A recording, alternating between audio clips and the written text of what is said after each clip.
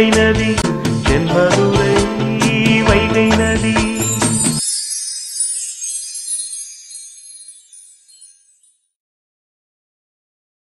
உங்களோட டாக்குமெண்ட்டை மட்டும் அவங்ககிட்ட இருந்து திருப்புங்க. அதுக்கப்புறம் என்கிட்ட இருக்கிற உங்களோட முதல் கடை டாக்குமெண்ட்டை என்ன பண்ணுறதுங்கிறத நான் பார்த்துக்கிறேன். ஓ, நீங்கள் அப்படி வர்றீங்களா? சரிங்க சார், சரிங்க சார். அப்படின்னா நான் 2 நாளைக்குள்ளே பணத்தை ரெடி பண்ணிடுறேன். முதல்ல அதை செய்யுங்க. அவன் ஹனிமூனை கொண்டாடிட்டு இங்கே ஊருக்கு திரும்பி வரும்போது அவனுக்கு பெரிய அடியாக கொடுக்கணும். சார், என்ன செய்ய போகிறீங்க? என்ன செய்வேனா? என்கிட்ட இருக்கிற உங்களோட முதல் கடை டாக்குமெண்ட்டுக்கு நீங்கள் வட்டி கட்டி எத்தனை மாதம் ஆச்சு? அது 3 மாதத்துக்கு மேலே ஆச்சு. ஆச்சா? ஏலத்துக்கு விட்டுருவேன். ஏலத்துக்கு விட்டா நான் தானே சார் மாட்டுவேன். அதுக்கு தான் அவன் வர்றதுக்குள்ளே உங்களோட 2வது கடை டாக்குமெண்ட்டை திருப்புங்கன்னு சொல்கிறேன். அதை நீங்கள் திருப்பினதுக்கப்புறம் மாட்டுனா என்ன, மாட்டாட்டினா என்ன? இல்லை சார், என்ன தப்பாக நினச்சிருவாளே என் தங்கச்சி. மாப்பிள்ளை வேறு என்ன செய்வாரோ தெரில. அதை பற்றி உங்களுக்கு என்னையா? 2 அடி கொடுத்தா வாங்கிக்கோங்க, 2 திட்டுனா வாங்கிக்கோங்க. உங்களுக்கு ஓசியில் ஒரு சொத்து வந்துருச்சுல? ஆமாம். அப்புறம் என்ன கவலை? அது சரிதான். ஆனால் நீங்கள் ஏலத்துக்கு கடையை விட்டீங்கன்னா மாப்பிள்ளை அதை பணம் கட்டி மீட்டுருவார்ல. அவன் பொண்டாட்டி பேரில் இருக்கிற கடை ஏலத்துக்கு போகுதுங்கிறதே அவனுக்கு ஒரு பெரிய அவமானம். 2வது 30 லட்சத்துக்கு வட்டியோட சேர்த்து பணத்தை கட்டி தானே அந்த கடையை அவன் திருப்ப முடியும். அப்போ அவனுக்கு எவ்வளோ பெரிய லாஸ் அது. ஆமாம். இப்போ சார் சந்தோஷத்தோட உச்சியில் இருப்பார்ல. ஊருக்கு திரும்பி வரட்டும், நல்லா நச்சுன்னு ஒரு அடி கொடுக்குறேன். அப்போது நான் என்ன செய்யணும்? இப்போ உங்கள் தம்பி சின்னவன் என்ன பண்ணிட்டு இருக்கான்? தலையை கவுந்துட்டு தானே நிற்கிறான். அது மாதிரி நீங்கள் நின்னுக்கங்க. தெரியாமல் பண்ணிட்டேன், மன்னிச்சிருன்னு சொல்லுங்க. எப்படினாலும் அவங்களுக்கு நட்டம் தானே, திரும்பி வரப்போறது இல்லை. நான் திருப்பி கொடுத்தா தானே. தெரியாமல் தப்பு பண்ணிட்டேன்னு காலில் விழுங்க. காலில் விழுகிறதுனால உங்களுக்கு ஒரு ஓசி சொத்து கிடைக்குதுன்னா எத்தனை பேர் காலில்னாலும் விழலாமியா? தப்பு இல்லை. அது ஒன்றும் பிரச்சனை இல்லை. சரி சரி, அப்போ நான் பணத்தை ரெடி பண்ணுறேன். போங்க. வரேன் சார். கருப்பா, என் கையை உடைச்சிட்டு ஹனிமூன் நாடா போயிருக்க? வா, இங்கே உனக்கு ஒரு பெரிய இடி காத்துக்கிட்டு இருக்கு. இந்த இடி உனக்கு மட்டும் இல்லை, உன் பொண்டாட்டிக்கும் சேர்த்து தான். அவளுக்காகத்தானே என் கையை உடைச்ச. வைக்கிறேன், உங்கள் 2 பேருக்கும் சேர்த்து ஒரு பெரிய ஆப்பா வைக்கிறேன்.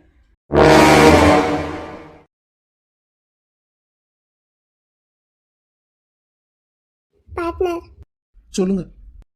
ரூமுக்கு சாப்பாடு வந்திருக்கு. உங்களுக்கு தான் ஆர்டர் பண்ணேன், சாப்பிடுங்க. நீங்களும் வாங்க. எனக்கு வேண்டாம், நீங்க போய் சாப்பிடுங்க. பார்ட்னர், நல்லா தானே என்னைய வாடி போடின்னு கூப்பிட்டுட்டு இருந்தீங்க. இப்போ என்ன மறுபடியும் வாங்க போங்கன்னு கூப்பிடுறீங்க? நீங்க என் பொண்டாட்டியா இருக்கிற வரைக்கும் உங்களை உரிமையா வாடி போடி எப்படி வேணாலும் கூப்பிடலாம். ஆனா நீங்க தான் டிவோர்ஸ் அது இதுன்னு பெரிய பெரிய வார்த்தையெல்லாம் பேசுறீங்களே. இப்போ நான் உங்களை டிவோர்ஸ் பண்ணிட்டு உங்க தங்கச்சியை கல்யாணம் பண்ணிக்கிட்டாலும் சரி, இல்ல உங்களை வீட்டில் வச்சுக்கிட்டே உங்க தங்கச்சியை கல்யாணம் பண்ணிக்கிட்டாலும் சரி, அவங்க முன்னாடியும் உங்க சித்தி சித்தப்பா முன்னாடியும் உங்களை நான் மரியாதை இல்லாம பேசினா நல்லாவா இருக்கும்? அதான் மறுபடியும் பழைய மாதிரியே கூப்பிடுறதுக்கு ட்ரெயின் பண்ணிக்கிறேன். என்ன சரிதானே மலர் நான் பண்றது? அப்படின்னா காயத்ரியை கல்யாணம் பண்ணிக்கிறதா முடிவு பண்ணிட்டீங்களா பார்ட்னர்?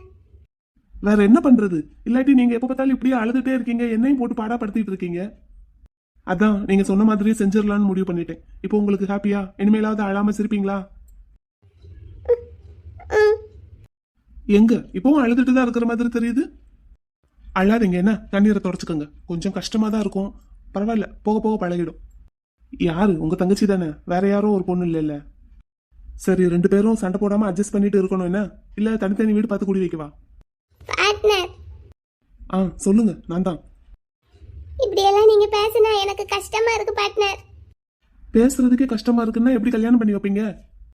நாளை பண்ண கல்யாணம் பண்ணிட்டா நான் பாட்டுக்கு அவங்க பின்னாடியே போயிட்டா என்ன பண்றது? பார்ட்னர், இல்ல என்ன இருந்தாலும் நீங்க பழைய பொண்டாட்டி, அந்த பொண்ணு புது பொண்டாட்டி இல்ல. பார்ட்னர், இப்படி எல்லாம் பேசாதீங்க பார்ட்னர். பின்ன என்னடி உன் வாயால ஆசாசியா என்ன பார்ட்னர்னு கூப்பிட்டுட்டு இப்படி அந்த பக்கமும் பங்கு வைக்க பாக்குற? பேசுறதுக்கே இவ்வளவு கஷ்டமா இருக்குல்ல உனக்கு, அப்புறம் எப்படி உன் தங்கச்சிக்கு என்ன கல்யாணம் பண்ணி வைப்ப? நீங்க ஆசைப்பட்டுட்டீங்கல்ல பார்ட்னர். முருகா, என் ஆசையெல்லாம் ஓ மேல தாண்டி. சரி, அப்படின்னா நான் ஆசைப்பட்ட எல்லாத்தையும் நீ செய்வியா? செய்வேன். அப்படின்னா இந்த பேச்சை இனிமேல் பேசவே கூடாது, ரைட்? உங்களுக்கு ஒன்றும் வருத்தம் இல்லையே? இல்லடி, நீ இந்த மாதிரி பேசுறதுதான் எனக்கு வருத்தமா இருக்கு. இங்க வா. நான்லாம் என் பொண்டாட்டியை யாராவது ஓரக்கண்ணால பார்த்தாலே கண்ணு மொழியை நோண்டி கையில கொடுக்கணும்னு நினைப்பேன். ஆனா நீ உன் புருஷனே தூக்கி கொடுக்கலான்னு பாக்குற பாத்தியா? இந்த சண்டைக்கு போறது, பிரச்சனை பண்றது எல்லாம் அடுத்தவங்க விஷயத்துக்கு தான் போல. உனக்கு என்ன, நீ ஒன்றும் பண்ணிக்கிட மாட்ட, எல்லாத்தையும் தூக்கி கொடுத்துட்டு எனக்கு என்னன்னு இருப்ப, அப்படித்தானே? இல்ல பார்ட்னர், உங்களுக்காகத்தான் பார்த்தேன். அப்படி எனக்காக பாக்குறதா இருந்தா சட்டுப்பட்டுன்னு சீக்கிரமா எனக்கு ஒரு பிள்ளைய பெத்து கொடு. பிள்ளையா? சீக்கிரமா முதல்ல ஒரு பொம்பளை பிள்ளைய பெத்து கொடு. பொம்பளை பிள்ளை தான் வேணுமா? முதல்ல இப்படி அழறத நிறுத்து. என் முன்னாடி இன்னொரு தடவை நீ அழுதானே பாரு. கண்ணத்தோட அழாத. அல்ல, சரி சொல்லுங்க, பொம்பளை பிள்ளை தான் வேணுமா? ஆமா, எனக்கு பொண்ணு தான் வேணும். ஏன்? நீ முதல்ல எனக்கு ஒரு பொண்ணை பெத்து கொடு. அந்த குட்டி பிள்ளைய நான் கொஞ்சில உனக்கு அந்த பிள்ளை மேல பொறாம வந்து நீங்க 2 பேரும் சண்டைக்கு மல்லு கட்டிக்கிட்டு நிக்கணும். ஆ, ஆமா, உனக்கு ஒரு நாளைக்கு 100 முத்தம் கொடுத்தா என் குட்டி பிள்ளைக்கு ஒரு நாளைக்கு நான் 200 முத்தம் கொடுப்பேன். அப்படியே நீ பொறாமையில பொங்கணும். 200 முத்தமா? ஆமாடி, உனக்கு ஒரு சாரி எடுத்து கொடுத்தா என் குட்டி பிள்ளைக்கு நான் 2 ட்ரெஸ் எடுத்து கொடுப்பேன். 2 ட்ரெஸ்ஸா? ஆமா, காலையில தூங்கி எந்திக்கும் போதே என் குட்டி பிள்ளைக்கு முத்தம் கொடுத்துட்டு தான் எந்திப்பேன். அதே மாதிரி நைட்டு தூங்கும் போதும் என் குட்டி பொண்ணை என் நெஞ்சில போட்டுட்டு தான் தூங்குவேன். உனக்கெல்லாம் இடம் கிடையாது. நான் உங்களுக்கு பொம்பளை பிள்ளைய பெத்து கொடுக்க மாட்டேன், ஆம்பளை பிள்ளை தான் பெத்து கொடுப்பேன். பாத்துருவோமா? ஆ, பாத்துருவோம். பாத்துருவோண்டி. வரிசையா உனக்கு பொம்பளை பிள்ளையா கொடுத்து உனக்கு சண்டைக்கு ஆள் சேர்த்து விடல, என் பேர் கருப்பேன் இல்லடி.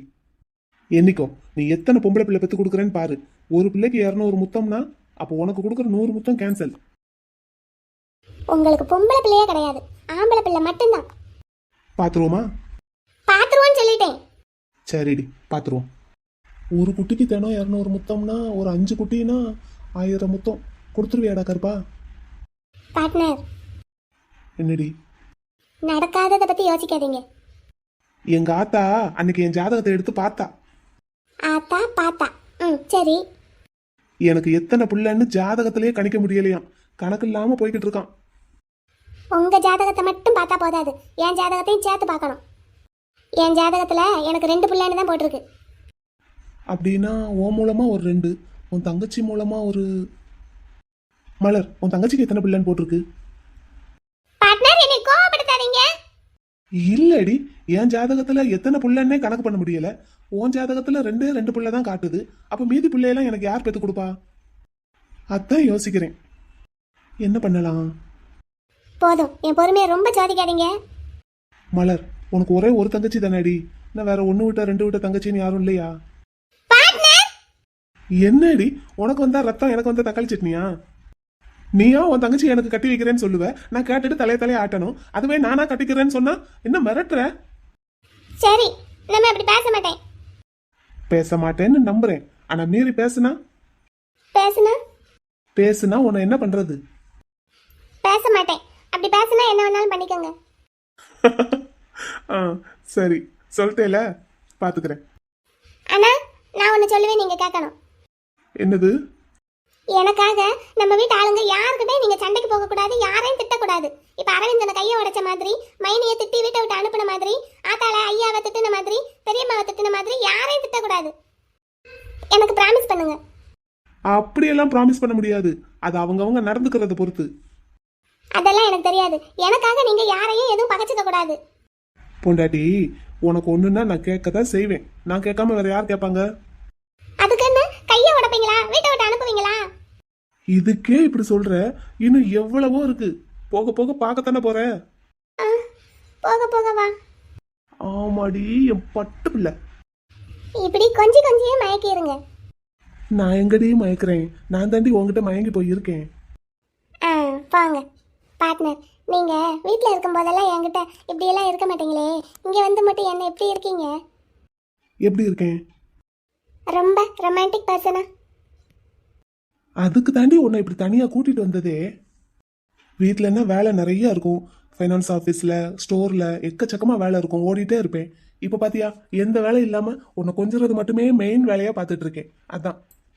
ஓஹோ, அப்ப திரும்ப வீட்டுக்கு போனா என்ன இந்த அளவுக்கு கொஞ்ச மாட்டீங்களா?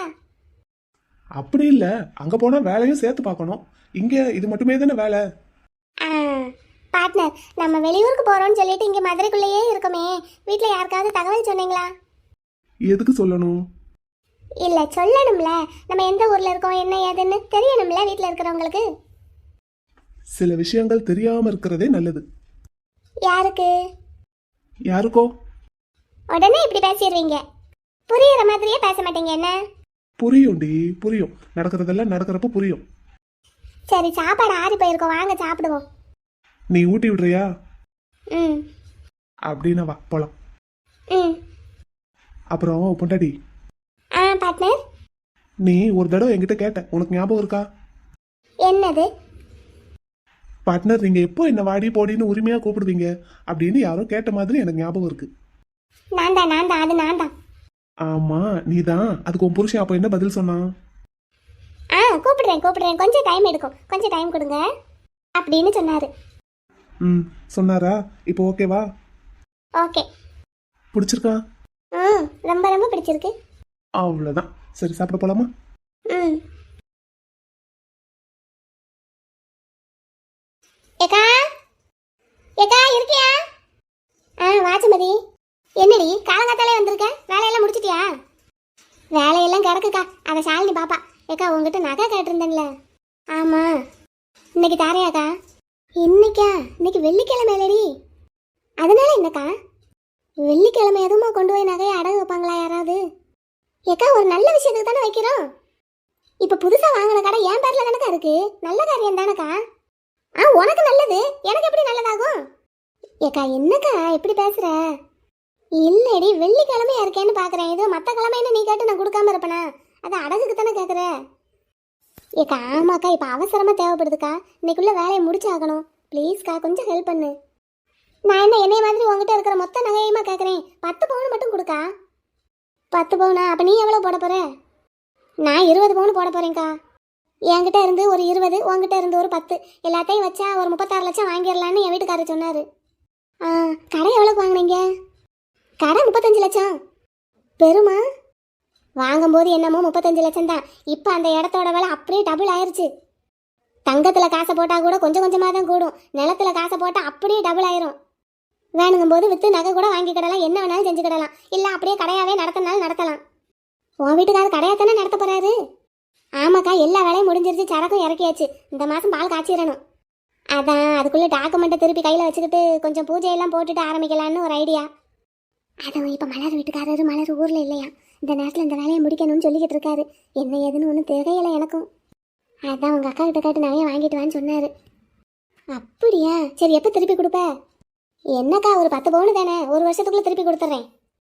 கடையில் வியாபாரத்தை ஆரம்பிச்சாச்சுன்னா மடமடன்னு லாபத்தை எடுத்துடலாம். எடுக்கிற லாபத்தை பூரா போட்டு உனகையை திருப்பி கொடுத்துருவோம். அப்புறம் வீட்டு செலவுக்கு என்ன பண்ணுவ? அதுக்கு தான் மலர் கடை இருக்குல்ல, அந்த கடையில் இருந்து தானே காசு எடுத்து இவ்வளவுக்கு செலவு பண்ணிக்கிட்டு இருக்கோம். ஓ அப்படி, சரி. ஆமாக்கா, அந்த கடை லாபத்தை எடுத்து தானக்கா இப்போ புது கடைக்கு இவ்வளவு வேலை பார்த்துருக்கு. அந்த கடை பத்திரத்தை வச்சு தானே புது கடையை வாங்குறீங்க? ஆமாக்கா, அந்த கடை பத்திரத்தை வச்சு தான் புது கடை வாங்கணும். அப்புறம் அந்த கடையில் வர லாபத்தை எடுத்து தான் புது கடைக்கு வேலையெல்லாம் முடிச்சிருக்கு. இதெல்லாம் உன் நாத்தனாருக்கு தெரியுமா? ஆமாம், தெரிஞ்ச சும்மா விடுவாளா? இப்போ எப்படியும் தெரிஞ்சிரும்ல புது கடை திறப்பு விழாவுக்கு. அதுக்குள்ளே டாக்குமெண்ட்டை கையில் வச்சுக்கிறேன்னு தாக்கா இவ்வளோ வேலை பார்த்துக்கிட்டு இருக்கோம். நீ போய் நகையை எடுத்துட்டு வா. சரி. ஏக்கா நீ அடிக்கடி எதை போடாமல் இருப்பியோ அதை எடுத்து கொடு. சரி, நெக்லஸ் 2 இருக்கு, தாரேன் 5 பவுனில். ஆமாக்கா, அந்த லாங் செயின் அந்த மாதிரியெல்லாம் வேண்டாம். அதனால் ஏதாவது விசேஷத்துக்கு போடுறதுக்கு தேவைப்படும், அதெல்லாம் வச்சிரு. ஆட்டோ அதெல்லாம் எனக்கு தெரியும். இந்தா இதில் 2 நெக்லஸ் இருக்கு. சரிக்கா, ஒரு வருஷத்தில் திருப்பி கொடுத்துட்றேன்னு. சரி. அம்மா நீ எதை வைக்க போற? நான் 2 நெக்லஸ், ஒரு லாங் செயின், ஒரு கல் நெக்லஸ், 2 கல் தோடு. அதுவும் சரி. கல் வச்ச நகையெல்லாம் அடிக்கடி போட மாட்டோம் பார்த்தியா, அதனால இந்த மாதிரி அவசரத்துக்கு அதை வச்சு பணம் வாங்கிக்கலாம். சரிக்கா, சரி நான் போயிட்டு வரட்டேன். இப்படியாவா போற? இரு வாரேன். இந்த பையில வச்சு கொண்டு போ. ஏக்கா பேக் இருக்குக்கா, அதில் வச்சுக்கிறேன். நகை பணத்தை எல்லாம் பேக்கில் வச்சு கொண்டு போகக்கூடாதுடி, சொன்ன காலு. இந்த மாதிரி கட்டப்பையில் ஒரு 4 அழுக்கு துணியை போட்டு அதுக்கு அடியில் வச்சு தான் கொண்டு போகணும். அப்படியா? சரிக்கா கொடு. வீட்டுக்கு போய் உன் நகையை எடுத்து இந்த பையில வச்சுட்டு மேலே ஒரு 2 பழைய சேலையை மடித்து வச்சிரு. என்ன அப்போத்தான் பையில விலை உசந்த பொருள் இருக்குன்னு யாருக்கும் தெரியாது. பஸ்ஸில் போனாலும் சரி, ஆட்டோவில் போனாலும் சரி, இல்லை பைக்கிலேயே போனாலும் சரி, இந்த மாதிரி போகிறது நமக்கு நல்லது. நீ புத்திசாலிக்கா. சரி நான் போயிட்டு வரேன். சரிடி, இங்கே பாரு, ஒரு நல்ல நாள் விசேஷம்னு வந்தால் உன் கடையில் எனக்கு காசே வாங்காம தான் ட்ரெஸ் கொடுக்கணும். சரிக்கா. சரி வாரேன். என்ன பத்திரம்.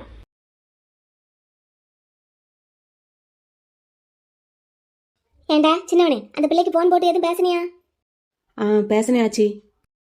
என்னப்பா சொன்னா? அந்த வீட்டு நிலவரம் எப்படி இருக்கான்? ஒன்றும் இது வரைக்கும் யாரும் அதை பற்றி உட்காந்து பேசலையா ஆச்சி. அதுவும் இல்லாமல் அரவிந்தன் சார் இன்னும் ஹாஸ்பிட்டலில் தானே இருக்காரு. வர்றதுக்கு இன்னும் 2-3 நாள் ஆகும் போல். வந்ததுக்கப்புறம் தான் பேசணுமா. அது சரி. கோவமெல்லாம் கொஞ்சம் குறைஞ்சிருக்காமா எப்படி? ஆ அவங்க பாட்டி நல்லா தான் பேசுகிறாங்களாம். சரி நடந்தது நடந்து போச்சு ஏற்றுக்கிடுவோம் அப்படிங்கிற மாதிரி தான் இருக்காங்களாம். ஆ சரி. அவங்க அம்மாவுக்கும் சம்மதம் தான் போல. இன்னும் அரவிந்தன் சார் வந்தால் தான் என்ன ஏதுன்னு தெரியும். பாரு, இப்படி இருக்கிற ஆளுகிட்ட போய் நீ இந்த மாதிரி பிரச்சனை பண்ணியிருக்க. முதல்ல பேசி இருந்திருக்கலாம்ல.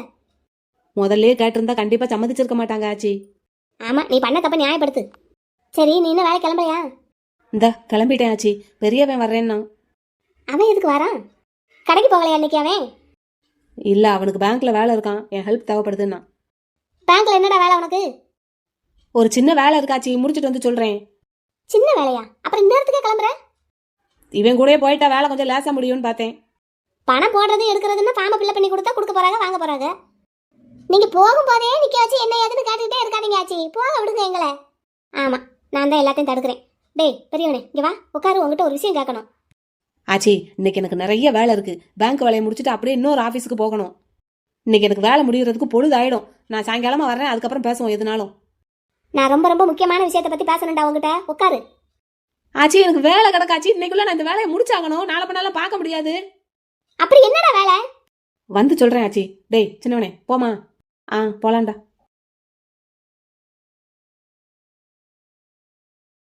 வெளியே எங்கேயாவது போகும்போது போயிட்டு வரேன்னு சொல்லிட்டு போற பழக்கம் யாருக்காவது இருக்கா? எத்தனை தடவை சொன்னாலும் கேட்கறது இல்ல. ஷாலினி, நான் ஸ்டேஷனுக்கு கிளம்புறேன். சரி. மத்தியானம் சாப்பிட வரமாட்டேமா, எனக்காக வெயிட் பண்ண வேண்டாம். என்ன நீ சாப்பிட்டுரு. சரி. ஈவினிங்மே வர்றதுக்கு லேட் ஆகும், நைட் ஆயிரும்னு நினைக்கிறேன். சரி. இல்ல சொன்னேன், தேடுவேல, அதான் போயிட்டு வரேன். ஆச்சி, இங்க வா, உங்ககிட்ட ஒரு விஷயம் பேசணும். ஆச்சி எனக்கு இன்னைக்கு டியூட்டி வெளியே போட்டிருக்காங்க ஆச்சி. வேலை ரொம்ப இருக்கு. என்னடா யார கேட்டாலும் வேலை இருக்கு வேலை இருக்குங்கிறீங்க? வேலை நிறைய இருந்தா இருக்குன்னு தானே ஆச்சி சொல்ல முடியும். நைட்டு வந்து பேசலாமா? சரி. ரொம்ப முக்கியமான விஷயம். அப்படி என்ன விஷயம்? உன் தங்கச்சியை பத்தி தான்டா. அப்படியா? சரி, நான் நைட்டு சீக்கிரம் வர பாக்குறேன். வந்ததும் பேசுவோம். என்னாச்சு? போயிட்டு வரட்டா? போயிட்டு வா. நேரத்துக்கு சாப்பிட்டு போட வேண்டிய மாத்திரையெல்லாம் கரெக்டா போட்டுருங்க. என்ன போயிட்டு வரேன். இந்த பையன் என்ன இப்படி மாறிட்டான்? இந்த வீட்டில் இருக்கிற யாருக்கும் வெளியே போனால் போயிட்டு வரேன்னு சொல்கிற பழக்கம் கிடையாது. வீட்டில் இருக்கிறவங்கள சாப்பிட்டையான்னு கேட்குற பழக்கமும் கிடையாது. இம்பிட்டு பேரும் அவங்க 2 பேரும் நின்றுட்டு இருந்தானுங்களே, ஒருத்தனாவது என்னைய சாப்பிட்டையான்னு கேட்டானா? இவன் போகும்போதும் போயிட்டு வரேன்னு சொல்லிட்டு போகிறான். சாப்பிடுங்க ஆச்சி, நேரத்துக்கு மாத்திரை போடுங்க ஆச்சின்னு சொல்லிட்டு போகிறான். பொண்டாட்டி வந்ததும் மொத்தமாக மாறிட்டானோ? இல்லை, என் பேர பிள்ளை கொடுத்த குடு அப்படி. எப்படியோ நல்ல பொறுப்பாக பொண்டாட்டியை பார்த்துக்கிட்டு பிள்ளைகளை பற்றி நல்லபடியாக வாழ்ந்தா சரி. இந்த பிள்ளைங்க எல்லாரும் ஒன்று மண்ணா ஒத்துமையாக சந்தோஷமாக இருந்தால் அதை விட நமக்கு வேற என்ன வேணும்? இவன் என்ன பண்ணுறான்னு தெரில. ஷாலினி, தோசை சுட்டுட்டு இருக்கேன் ஆச்சி, சாப்பிட வாங்க. இந்த வாரம் தே.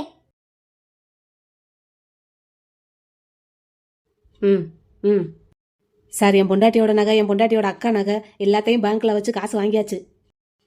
எவ்வளவு? பத்திரத்தை 35 லட்சம் ரூபாய்க்கு வச்சிருக்கல சார். நானும் 35 லட்சம் தான் வாங்கியிருக்கேன். 35 லட்சம்னா பேங்க்கில் என்ன ஒரு 30 பவுன் வச்சுருப்பீங்களா?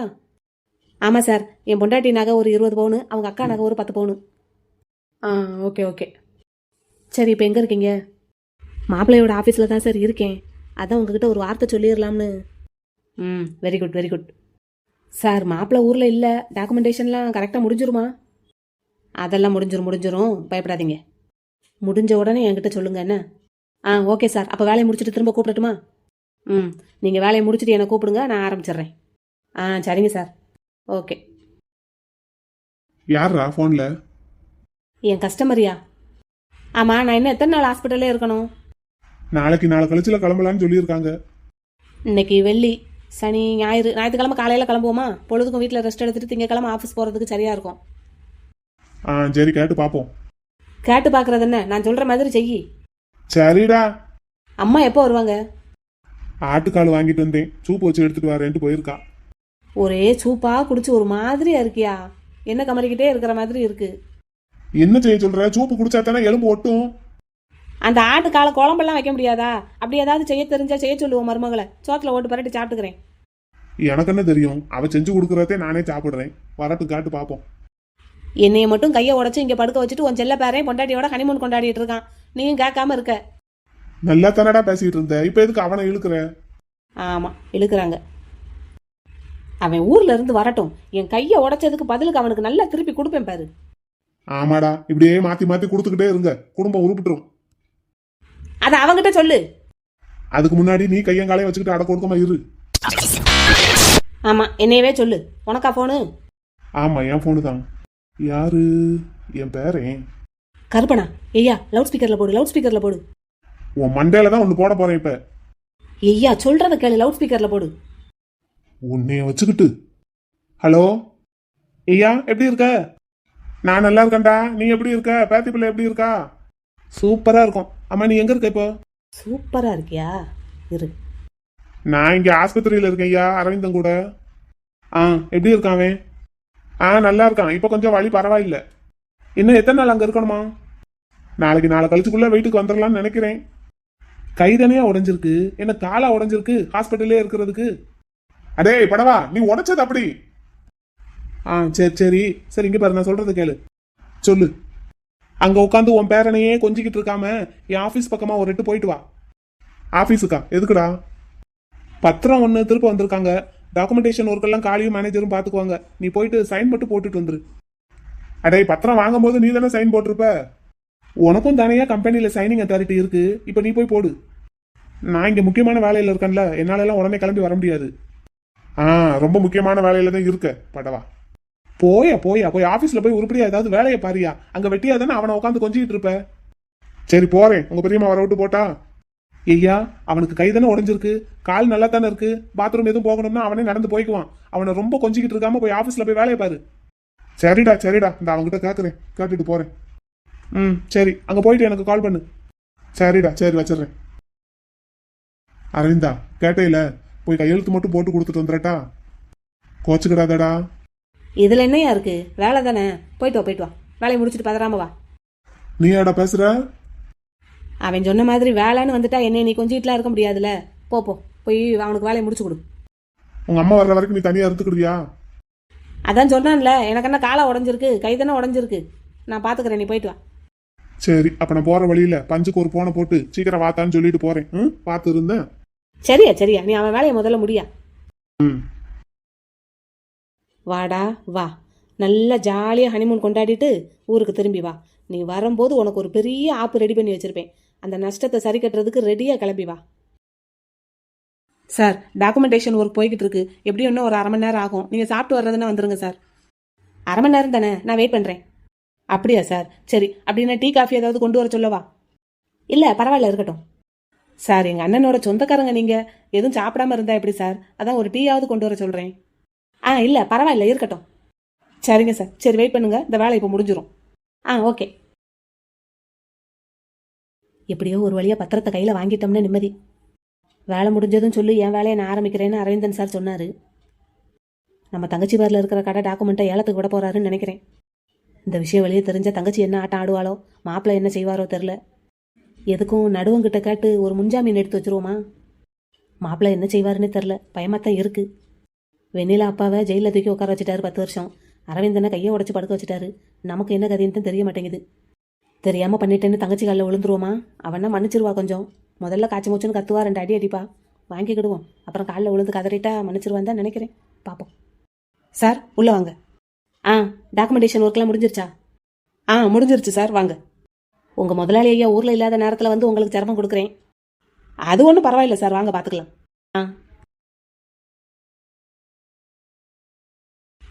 வாங்க சார், வாங்க. என்ன?